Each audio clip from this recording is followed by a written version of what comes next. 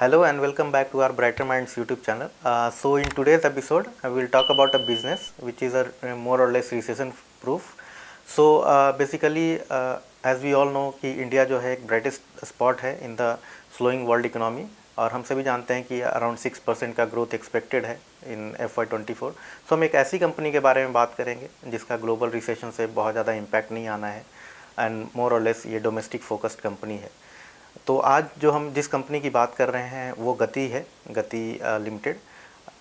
ये एक turn around story है, एक डीलिवरेजिंग स्टोरी है, also it's part of logistic play. So infrastructure play भी है, बजट का बेनिफिशियरी भी हो सकता है इन केस अगर फ्यूल के ऊपर GST आ जाती है। तो गति लिमिटेड के टर्न अराउंड स्टोरी की शुरुआत जनवरी 2020 से हुई, जहां पे ऑल कार्गो लॉजिस्टिक ने प्रेफरेंशियल अलॉटमेंट के थ्रू ये शेयर परचेस किया। उसके बाद इसने ओपन ऑफ़र लाया एट 75 रुपीज़ पर शेयर। तो वहाँ से इसने अपने मेजॉरिटी स्टेक बिल्ड किया उस कंपनी में और अभी right now it holds around 50.2% stake, जो कि वारंट एक्सरसाइज के बाद हुआ, जहाँ पे इसने 97.75 रुपीज़ पे वारंट को एक्सरसाइज किया और 70 करोड़ रुपीज़ कंपनी में इन्फ्यूज़ किए। एज पार्ट ऑफ गतिज ट्रांसफॉर्मेशन जर्नी, कंपनी ने अगस्त 2021 को फिरोज शाह सरकारी को कंपनी का CEO अपॉइंट किया। फिरोज शाह सरकारी जो है वो इंडस्ट्री के वेटरन हैं, लॉजिस्टिक इंडस्ट्री में उन्होंने काफ़ी अच्छे एक्सपीरियंसेस गैदर किए हैं। US की जो सबसे बड़ी कंपनी है UPS, उसका इंडिया डिवीज़न को इस्टेब्लिश करने में उन्होंने काफ़ी हेल्प किया और काफ़ी लंबे समय तक वहाँ पे उसको मैनेज किया उन्होंने। उसके बाद महिंद्रा लॉजिस्टिक के ग्रोथ फेज में वो काफ़ी उन्होंने पार्टिसिपेट किया और कंपनी को एक अच्छे स्केल पर लेकर गए। कंपनी के अंदर में वो MD के पोस्ट पे थे।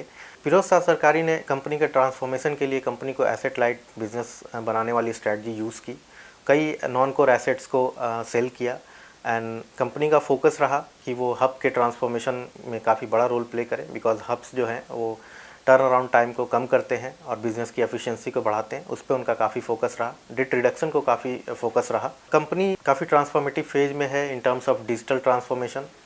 सारी चीज़ों को बैक एंड और फ्रंट एंड को डिजिटली एसिमुलेट करने की एक जर्नी चल रही है। CXO लेवल पे भी काफ़ी हायरिंग एंड टैलेंट मैनेजमेंट का जो कंपनी का फोकस है वो भी कंपनी के ट्रांसफॉर्मेशन जर्नी का पार्ट है। जैसा कि हमने डिस्कस किया कि ट्रांसफॉर्मेशन जर्नी में कई नॉन कोर एसेट्स इन्होंने सेल किए, जैसे कोल्ड चेन की जो बिज़नेस थी उसमें से उन्होंने एग्जिट किया। जो उनकी इंपोर्ट वाली डिवीज़न है उसमें भी वो उन्होंने स्केल डाउन किया। अपने फ्यूल बिज़नेस के अंदर में भी वो सेल के प्रोसेस में है, फ्यूल स्टेशंस के जो बिज़नेस हैं इनके। उसके बाद ये सारे जो फंड आए हैं उस सोल पर्पस इस कंपनी का है टू रिड्यूस द डेट, और कंपनी अपने आप को FY24 तक डेट फ्री बनाने का इन्होंने एक गाइडेंस दिया है। अगर रेवेन्यू ग्रोथ की बात करें तो कंपनी का एम है कि नेक्स्ट 3 इयर्स में कंपनी जो है तकरीबन 3000 करोड़ की सेल्स टारगेट को अचीव करेगी। अभी करेंटली इन 1500 करोड़ का सेल्स है इन FY22।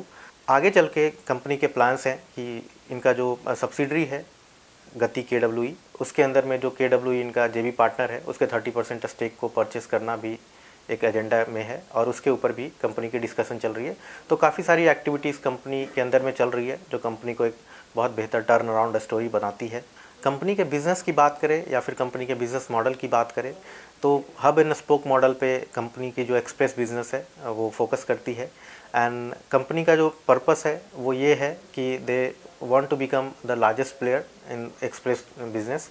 सो करेंटली अभी पैन इंडिया नेटवर्क है कंपनी का, तकरीबन 99% पिन कोड्स को कवर करते हैं। ये company asset light business model पे काम करती है और तकरीबन 5000 व्हीकल्स को ऑपरेट करते हैं थ्रू इट्स वेंडर्स।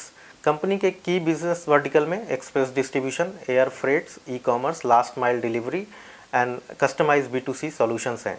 इसमें कंपनी जो है वो एक्सप्रेस सर्विसेज देती हैं, एयर एक्सप्रेस सर्विसेज देती है, सप्लाई चेन मैनेजमेंट करती है। इन H1 FY23 जो कंपनी का मेजर सेगमेंट है जहाँ से इसने सब रेवेन्यू जनरेट किया है वो सरफेस एक्सप्रेस डिस्ट्रीब्यूशन है, जहाँ से 92% का रेवेन्यू इनको आया है। एंड एयर फ्रेट वाला जो इनका सेगमेंट है वहाँ से तकरीबन 6% की रेवेन्यू इन्होंने लाई एंड 3% की रेवेन्यू जो है वो सप्लाई चेन मैनेजमेंट से आई है। अगर कंपनी के क्लाइंट मिक्स की बात करें तो जो की अकाउंट्स हैं कंपनी ने वहाँ से तकरीबन 60% रेवेन्यू जनरेट किया। MSME सेगमेंट के अंदर में 21% की रेवेन्यू उन्होंने FY23 में जनरेट करी and remaining 19% is from retail segment. Gati limited has around 650 plus clients major industries जहाँ से क्लाइंटेल बेस है वो ऑटो इंडस्ट्री है, फार्मा इंडस्ट्री है, टेक्सटाइल इंडस्ट्रीज़ है, ई कॉमर्स है, इलेक्ट्रॉनिक इंडस्ट्री है।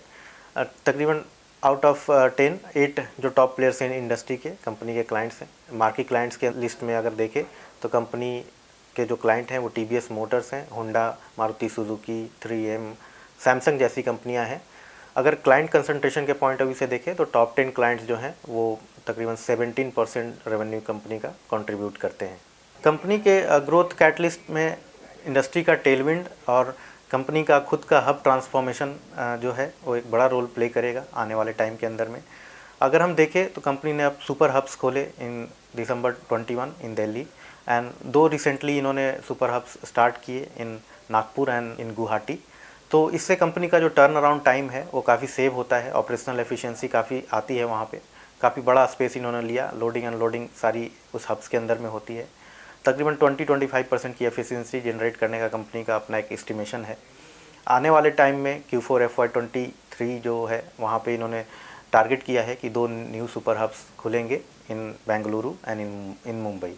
अगर फाइनेंशियल्स एंड वैल्यूएशंस के पर्सपेक्टिव से चीज़ों को देखें तो गति लिमिटेड ने FY22 में तकरीबन 1500 करोड़ का सेल्स जनरेट किया और कंपनी का अपना टारगेट जो है वो तकरीबन 3000 करोड़ का है इन FY26 with EBITDA margin of 12 to 15%, and जो पीबीटी मार्जिन है वो 5 to 6% का उनका अपना एस्टिमेशन है। तो इस पर्सपेक्टिव में अगर चीज़ों को देखें, करंटली जो कंपनी है गति लिमिटेड वो 1.2x वैल्यूएशन पे ट्रेड कर रही है और जो इंडस्ट्री के दूसरे पीयर्स हैं लाइक TCI एक्सप्रेस वो तकरीबन 16% की मार्जिन पे काम करते हैं और उनकी जो वैल्यूएशन है मार्केट कैप टू सेल्स वो 6x पे चल रही है। इवन डिलीवरी जो रिसेंट लिस्टिंग है जो अभी ऑपरेटिंग लेवल पे लॉस कर रही है वो 3x 3.5x के मल्टीपल पे चल रही है। तो जिस तरीके से कंपनी की टर्न अराउंड स्टोरी चल रही है, लास्ट 2 क्वार्टर्स में इन्होंने जो ग्रोथ दिखाई है एंड जो प्रॉफिटेबिलिटी आई है उसको लेके कंपनी काफ़ी बुलिश है और उनका अपना मानना है कि FY23 जो है वो 9% के अराउंड पे एग्जिट करेंगे और 12% की एबिडा मार्जिन FY24 में जनरेट करेंगे। तो ओवरऑल एक वैल्यूएशन री रेटिंग होने के इस कंपनी के काफ़ी अच्छे स्ट्रॉन्ग चांसेस हैं, काफ़ी अच्छी ग्रोथ पाथ जिस तरीके से डिलीवर होगी, वैल्यूएशन भी उसके साथ साथ री रेट होगा, काफ़ी अच्छी पोटेंशियल रखती है बिकॉज करंटली जैसा कि हमने बताया कि कंपनी अभी 1.2x market cap to sales पे ट्रेड कर रही है। कंपनी में मार्केट इन्वेस्टर का प्रेजेंस भी एक कंफर्ट लेवल डेवलप करता है। इस कंपनी के अंदर जगदीश मास्टर का प्रेजेंस जो है 1% प्लस पब्लिक शेयर होल्डिंग में है जो कि इंडिया के एक सुपर इन्वेस्टर हैं। तो ओवरऑल गति लिमिटेड एक काफ़ी अच्छी टर्न अराउंड स्टोरी है। जैसा कि हमने शुरू में बताया एक डीलिवरेजिंग स्टोरी भी है, टर्न अराउंड स्टोरी है, ट्रांसफॉर्मेशन फेज़ में चल रही है। आने वाले टाइम में रेवेन्यू ग्रोथ भी काफ़ी एक्सेलरेट हो सकता है और अनऑर्गेनाइज टू ऑर्गेनाइज जो एक मार्केट शिफ्ट है, कंपनी का अपना प्लान भी है मार्केट शेयर गेन करने का, उसकी एक बेस्ट स्टोरी है और इंडिया के इंफ्रास्ट्रक्चर के ऊपर भी एक प्रॉक्सी प्ले है। आई होप कि आपको हमारी ये वीडियो पसंद आई होगी और ऐसी ही नई स्टॉक्स की कवरेज के लिए आप हमारे यूट्यूब चैनल को सब्सक्राइब करिए और लाइक बटन को प्रेस करिए सो दैट कि आपको नोटिफिकेशन रियल टाइम्स में मिल सके। Thank you and good day.